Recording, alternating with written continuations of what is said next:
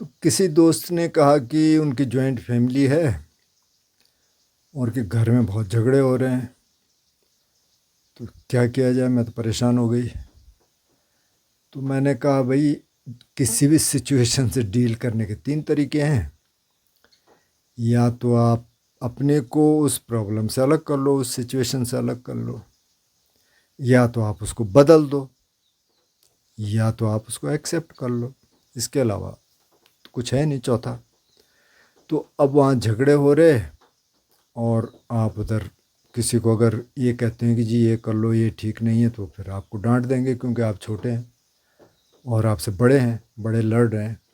तो उसमें फिर आपको ये देखना पड़ेगा कि अगर तो आप अकेले रह सकते हैं इससे निकल के, अगर ये ऑप्शन है आपके पास, तो आप अकेले चले जाओ, कहीं देख लो कमरा।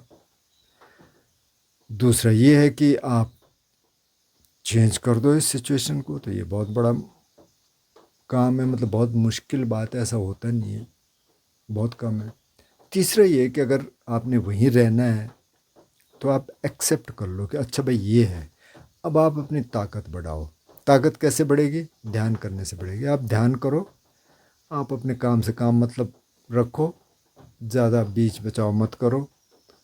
ठीक है, आपसे कोई बोलता है तो आप आराम से बात कर लीजिए, किसी से द्वेष भाव मत करिए। माना आपके पेरेंट्स और किसी और की लड़ाई हो रही है, चाचा की, ताऊ की, किसी की भी, ठीक है, आप बीच में मत जाइए। सबको आप कोशिश करिए कि ऑब्जेक्टिवली देखें, ऐसा होता नहीं है लेकिन फिर भी कोशिश की जा सकती है।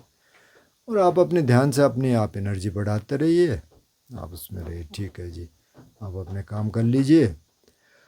और हो सकता है कि आपको पेरेंट्स से बात करनी पड़ेगी भाई, थोड़ा अलग भी रहा जा सकता है। मतलब जॉइंट फैमिलीज इसीलिए अलग होती हैं कि बनती नहीं है।